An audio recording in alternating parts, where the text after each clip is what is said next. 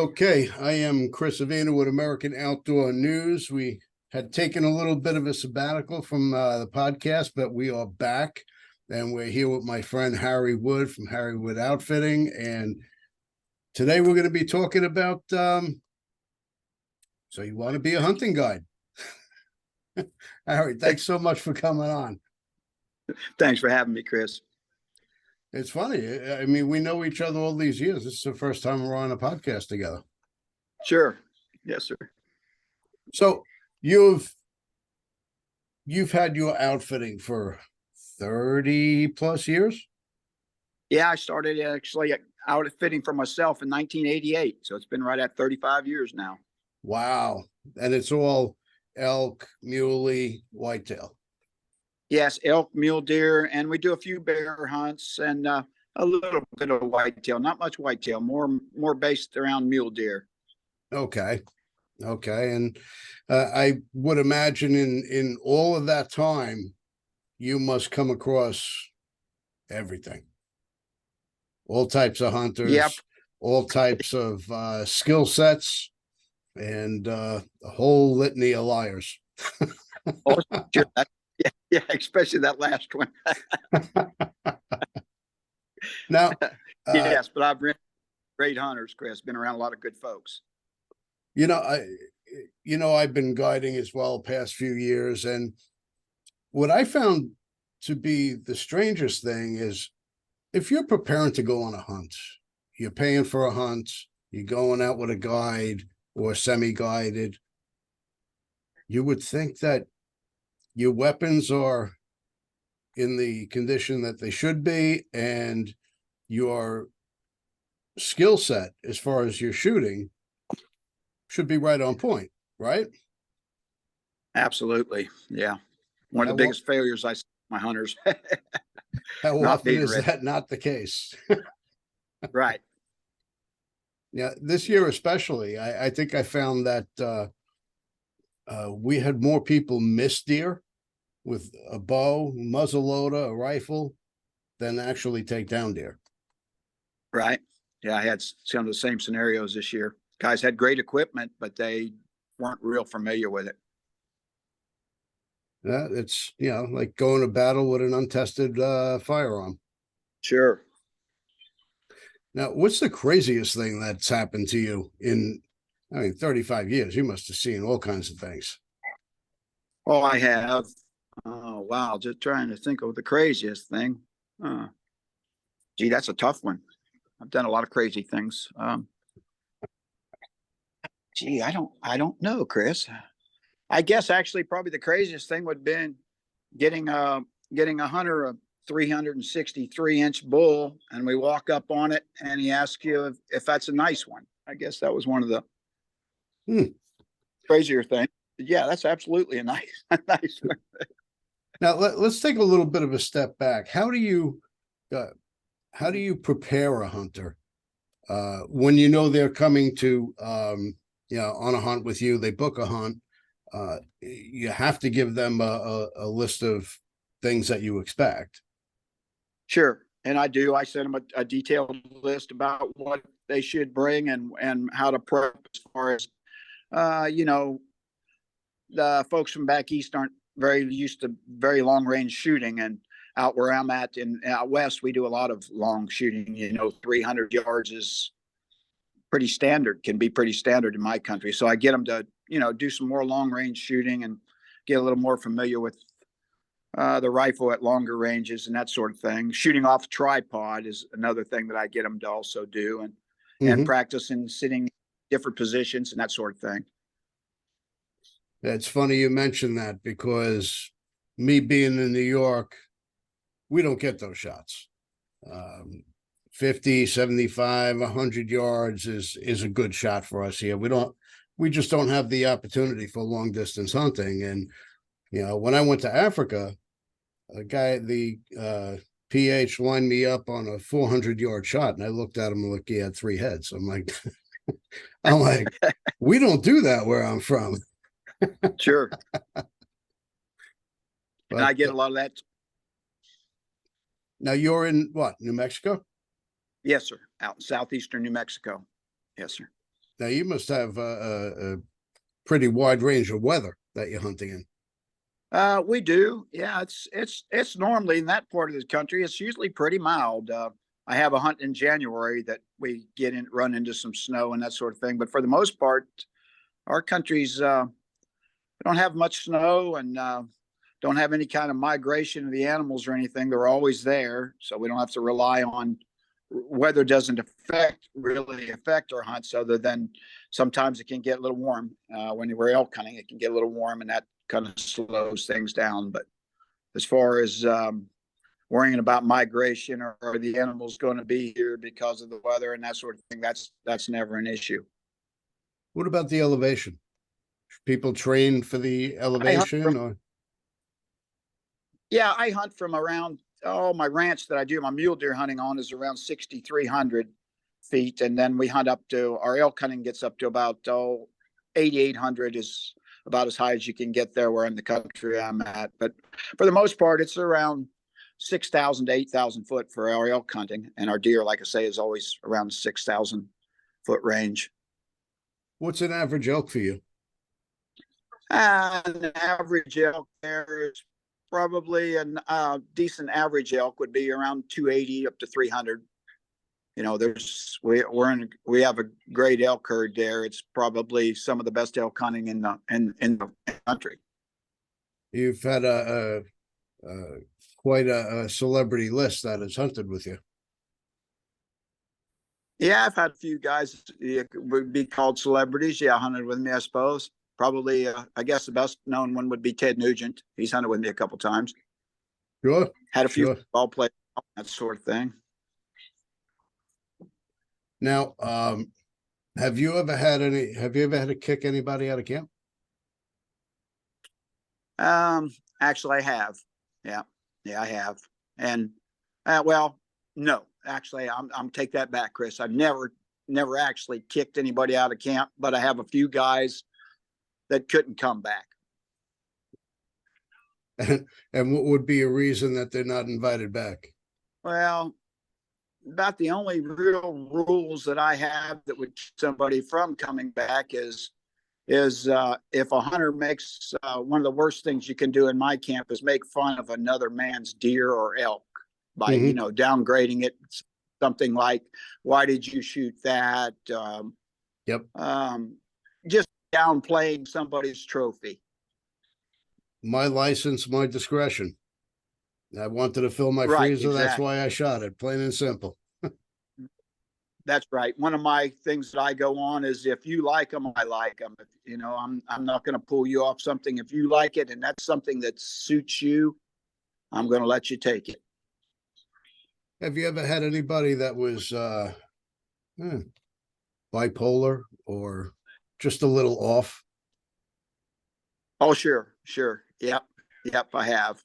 All about themselves, guys that, that just couldn't do anything but talk about themselves and just, just so full of themselves that you just get tired of it after a day or so, But for the most part, hunters are great. I've been at 35 years, So what can somebody expect when they come into your camp?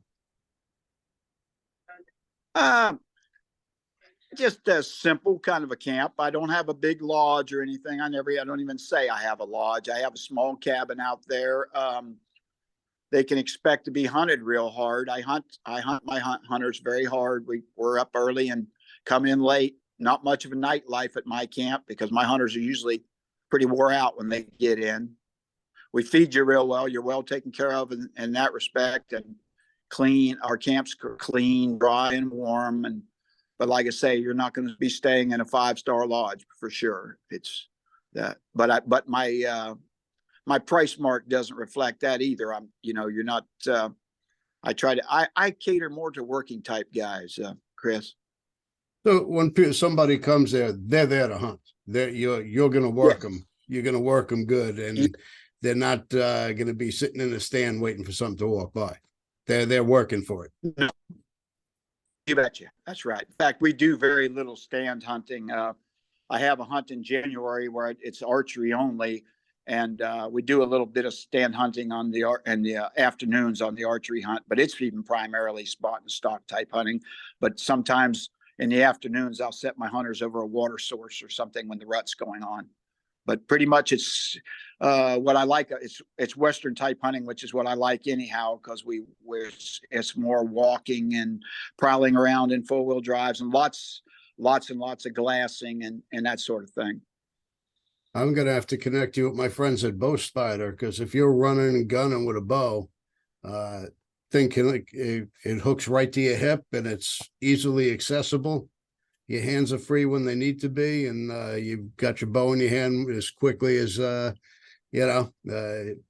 than pulling it out of your backpack. That's for sure. Sure, yeah. Now, your archery season, does that include crossbow? It doesn't. No, we're not allowed to use crossbows unless you have, unless you're what they consider mobilely impaired. Then you can use a crossbow, and it's very limited in New Mexico on uses of crossbows. I wish they were legal, really, because I could my hunter base would increase a bunch. Yeah, here it's the last 2 weeks of bow season. You could use a crossbow. Oh, okay. Which, it's a bow. I don't see any reason why there should be such an issue with it. I don't either, Chris. I don't have an issue with it. I wish New Mexico would go ahead and legalize it where you could use crossbows. But they're kind of taking a step back. Like this year, the state made them take the scopes off the muzzle loaders. We used to be able to use a scoped muzzle loader to hunt with, and now the state restricted that this year. This was the first year that they had muzzle loader season with no scopes. And I don't know that was a great idea. What's the rationale behind that? Well, they said that the success rate was just too high on the muzzle loading hunting and with the scopes. But myself, I feel like the wound rate's going to go up now. It's just because of what we're talking about by not being able to use your scopes. Coyotes are going to be eating well. Right. Exactly. Yeah. Exactly. So you're primarily an elk camp, and the muleys are just extra. Well, actually, it's the other way around, Chris. The mule deer has been the backbone of my business all these years, simply because I could book you today on a mule deer hunt, and you could come out and purchase your license. The elk hunting is on a drawing, so they have to draw the license, and that's a pretty restricted draw. It's a great hunt. They're able to draw the tag, but getting the tag can be kind of tough. Now, everyone thinks it's so glamorous being an outfitter. It's easy. You're just hunting. What actually goes into being an outfitter? Oh, gee whiz. So much. so much. I was blessed. I had a great father. In fact, my dad was the best hunter I've ever been. I've been in the woods with lots of great hunters. Nobody was equal to my dad. And as a kid, I was fortunate enough that my dad took me lots of places. I hunted in Maine several times, Idaho, Canada, just a lot of. I was really blessed with a great father who took me. And I know I was kind of a pain in the butt to drag around, but he took me. So, how do you go about becoming an outfitter? Actually, I got to be an outfitter I was on a guided hunt out in Colorado, in Western Colorado. I was on a bear and an elk hunt, and the outfitters seen that I was kind of hunt savvy, and he just asked me if I would want to come out and help him the next year. And I said, boy, that's something I always thought about doing. And so I went out and worked for him for a couple of years and did really well. And then went off on my own. Well, that was in Colorado. And then I started outfitting down in New Mexico. Well, I think there's a lot more that goes into it than just having a passion for hunting. Oh, absolutely. You got to be politically correct as well these days. Oh, for sure. For sure. especially in New Mexico. Gee whiz. I'm not real big on their political stance out there, but we won't How, get into that. how is your governor that wants to take away your Oh, Second Amendment right? oh, terrible, terrible, Chris. Yeah, Yeah, I wrote a nice article about her in our last issue. It was great, great. scathing, She needs all the publicity she can get. and she's not giving up. She's not giving up. No, she's not. She's No, doubling she's down. not, Chris. Yep, yep, she sure is. Yeah, Now, I love to hunt New Mexico, but there's lots of things in that state that I'm not just too proud of. now you've pretty much hunted a lot of the U.S. Where's your favorite place to hunt? Actually, New Mexico.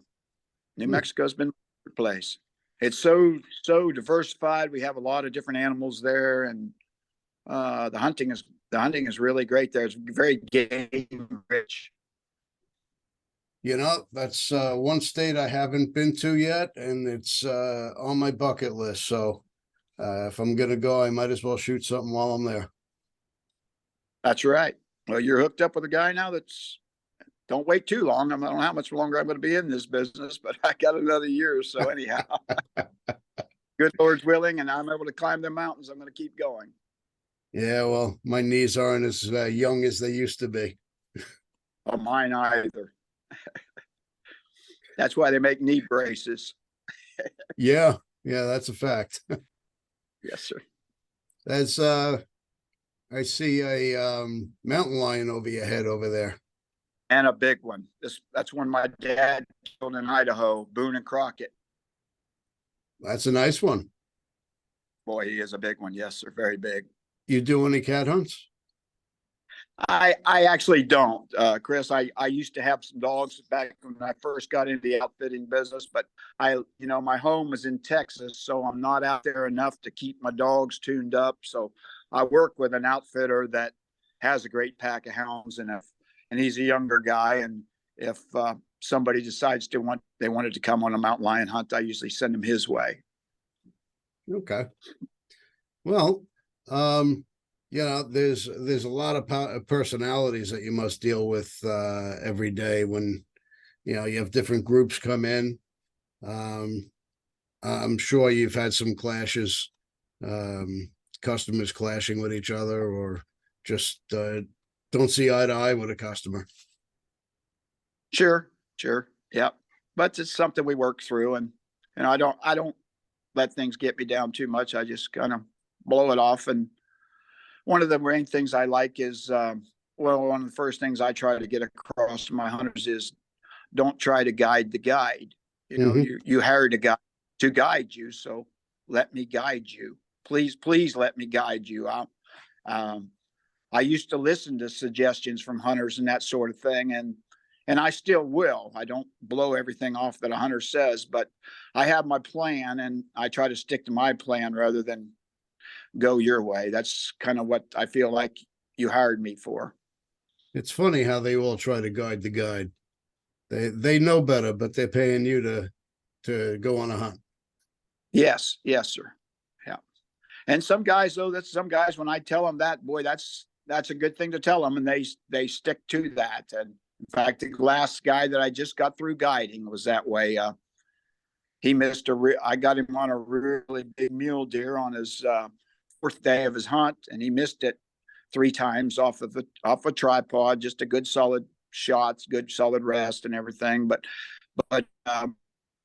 he what he really liked about me was that I didn't get angry. I don't get angry. People miss and stuff all the time, and I just keep on trudging, just like it's I told him it's kind of like a construction worker. You just about got the house built, and now we have one more nail to drive in. And now that you've missed that deer, now we're back to stage one again. We're all starting over again. But that's just part of guiding. Hey, everybody misses. Don't Absolutely. matter how much experience you have, you get a miss. It happens.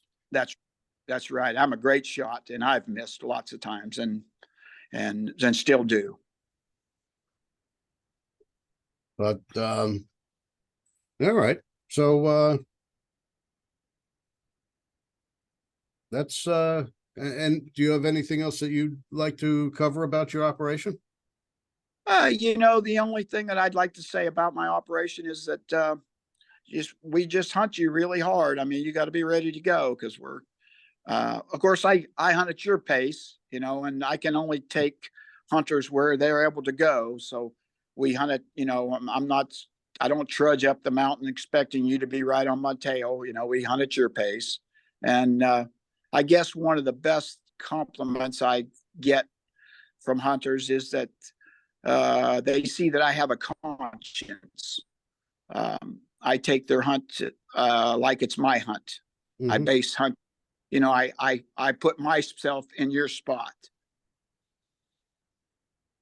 I had an unexpected hunt come up some time ago, and I jumped at the opportunity. I went, but I was in the worst shape of my life, and trudging up and down these hills, I wasn't in the best shape for it. So Sure, when I came home, I said that's never going to happen again. So right, I got back to the gym. Now I know a hunt comes up. I know him, I might not be in top shape, but I'm in reasonable shape where I can sure. handle. And a lot of hunters don't, they neglect that when they're going on a hunt, especially going out to Colorado or New Mexico where you are, where you're in a hunting camp. You're going to run and gun. You're going to climb up those mountains, and you're going to work for your trophy. Um, I'm sure that's an issue more often than not.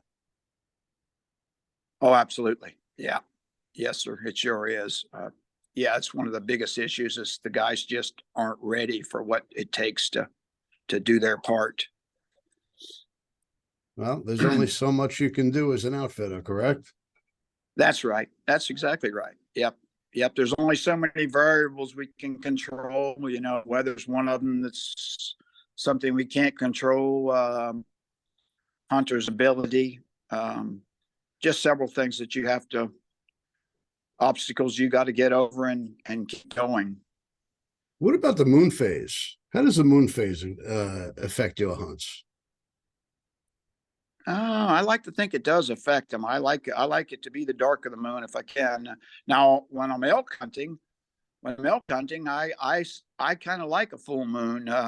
And what I'll do on a full moon when the elk are bugling is I'll get my hunter, and we'll go in on an elk in dark, and we'll be setting on them, waiting while they're down. Elk, they like to come out of the higher country at night and come down into the bottoms and that sort of thing, and kind of browse around together and get around each other and stuff. And then at daylight, they're kind of pushing their way back to the tops. So when they're bugling, I'll go in the night and just set on a bunch of them. So when it breaks light, we're right there on top of them. So you'll circle up above them. So when they're coming back up, Yes, sir. Yes, sir. Get right in there, just right there with them. And as soon as it gets light, um, we shoot them right there in the bottoms lots of times before because after after it breaks light and elk are starting back to their bedding area, you're kind of chasing them rather than being right there where they are when it breaks light. It can be so easy if you're in the right spot at daylight. what does an elk hunt cost with you? My Or guided elk hunt is 4,500, and that's fully guided, 2-on-1, um, includes everything: your food, lodging, carry your animal, the whole package. what about butchering? And beg your pardon, Butchering. butchering? Yes, I skin and cape, quarter them for you. Yes, sir. Yes, sir. That's all included as well. So if I flew out there, I can take that quartered animal in a big cooler and bring it back on the plane, or do I gotta drive it back, ship it back? What do I gotta do? You can do that. I've had guys bring ice, bring their clothes in a big ice chest, and then we'll get their meat packed up for them, and they take their meat back with them, and we'll mail their clothes back home if they're on a plane. And then I also work with a processor out there that it's able to expedite your stuff and get it done in a day or so. It's a little extra cost, but he can get it done overnight. And just put it in a cooler, bring it on the plane. Yes, sir. Okay. Yep. I've done that in Texas, but an elk's a much bigger animal, and I know there's a Sure. weight limit. You're going to pay more, but yes. And I try to, a lot of my hunters drive out and that makes it easier for them as well. Cause then they're not tied down to a schedule as far as when they're going to have to leave and all that sort of thing. But yes, if they fly, we take care of everything for them. Other than airport pickup, I don't pick up hunters at the airport. So they got an Uber to you? They rent a car. They usually rent a car and come up to the ranch there. There's no Uber? Yeah, I'm too far for Uber. I guess you could get Uber. My hunters fly into El Paso, Texas. That's the closest large airport. And how far of a drive is it from El Paso? I'm about 2.5 hours from El Paso. Oh, it's not bad. No, it's not. I don't like going to El Paso, so that's why I don't come pick the hunters out there. All right. Well, where can we find you? Yeah, you can find me on my website, harrywoodguides.com. I'm on Facebook, Harry Wood Guide and Outfitter. And that's about the two places you best can find me. All right. Well, I definitely appreciate you taking the time to speak to us today. And, maybe I'll make my way out to New Mexico one of these days and get out there hunting with you before you retire. I'd sure like to see you, Chris. You're welcome anytime. All right, buddy. I will speak to you soon. You have a nice holiday. Thank you. You too, sir.